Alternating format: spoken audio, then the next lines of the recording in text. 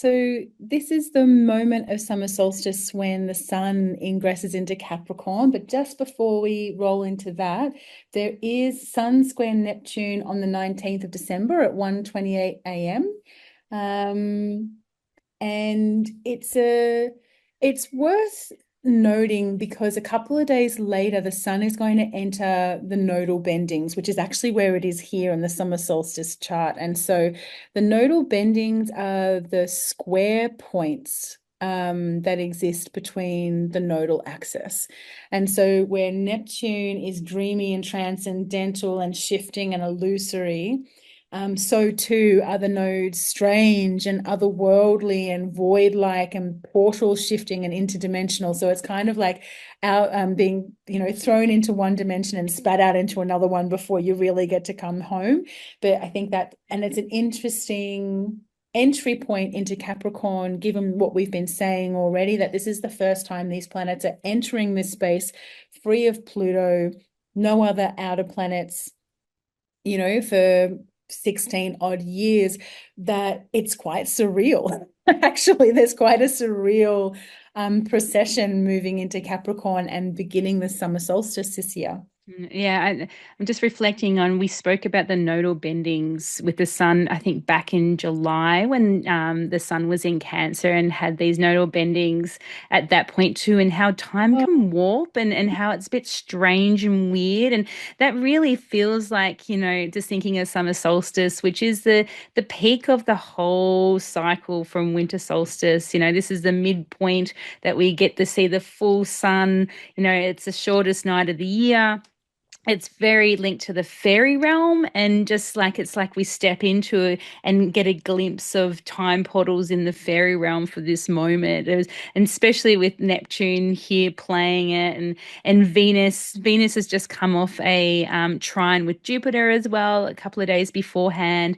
And yeah, it just feels like, ooh, like thing could, just get taken off by the fairies this night of this summer solstice. It feels such a lovely time to gather and to be with your community and to celebrate this peak, festive moment of fairy realms of summer solstice, and have this moment to enjoy what fairy realm is like, and really also honoring the middle realm journey of the plant spirits. And that just feels like that dancing in the forest with the frogs and the birds and the fairies and sitting on mushrooms. Like, it could potentially be this way with, especially with, as I said, that Venus and Jupiter and Neptune so closely related here.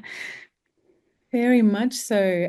It's definitely a very dimension shifting moment, and particularly at that peak sun moment, like for the sun to be entering a very warpy nodal space when it's full power, that's a real gateway Yeah. opening. What I would say as a caution here Mm-mm. is be really careful in indulging in alcohol or recreational drugs or like narcotics or even like just plants and herbal medicines. Just if that's something you're going to do anyway, go easy. Be really mindful of overindulgence, because I think in that very enticing, seductive, fairy way, you could probably be pulled into something you don't want to be in at this time, because the voids are chaotic neutral. They Yeah. don't give a shit about your good times. And neither does Neptune, quite frankly. Like, you want another world? I'll give you another world. It just reminds me of the fairies, and that sort of vibe that fairies are humans are not friends. Fairies are not keen on humans, and actually getting to see that darker side of the fairy realm, in like, if you go too far into what actually is here, it's not all eating that mushrooms and frogs dancing. It's actually like fairies are fucking dark on us for doing what we do to the planet and their home. Like, you can easily get tripped up into that, especially with, as I said, that Saturn and Jupiter starting to really form that square. Like, it's just like, oh, that could be super tense if you go into, let yourself go too far, Yeah. and get taken away. Like, it feels like that edge of Yeah, that real edge walking a little bit, especially at 0 degrees. And this is the last time that the sun is in the nodal bendings between Aries and Libra in this realm as well, because next time they meet, the sun and the nodes meet in this kind of way, the nodes they'll be moved. They'll be in Pisces and Virgo land. So this might be the last sort of maybe insight too of what this nodes had to offer in Aries and Libra areas of your chart as well.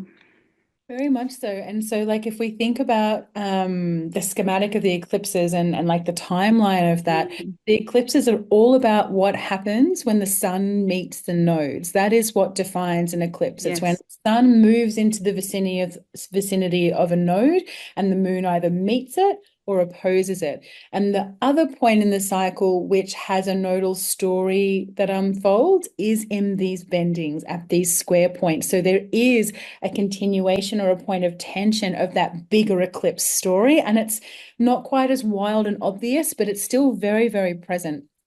And so you might find whatever kind of themes these Aries Libra eclipses have been bringing up for you, you might find hints of them at Mm. this time as well. And yeah, I think particularly coming out of that square with Neptune, that will be very fertile for that strangeness to come through. And look, you absolutely can have the happy frog toadstool dream as well, but I'll be doing that by laying on the lawn with the daisies and watching the clouds rather than imbibing too much gin Yeah. that day. And yeah, just choosing like there's a certain amount of control you have by choosing how you interact with that. But Mm-mm-mm. yeah, and it's quite a powerful. This is the sun at its most potent, and so Mm. what does a luminary have to say to the eclipse story when typically eclipses are sort of like damaging or corrupting the luminaries because it's changing their regular program of like ticking along every day over the 365 days of the year like the sun does. The eclipses are a scheduled moment of chaos within those typical cycles. What does it mean for the sun to be at full potency and power when it enters a point of tension with that eclipse story? That's really fascinating to me. I'm really morbidly curious You know, about what pops up there right before Christmas too.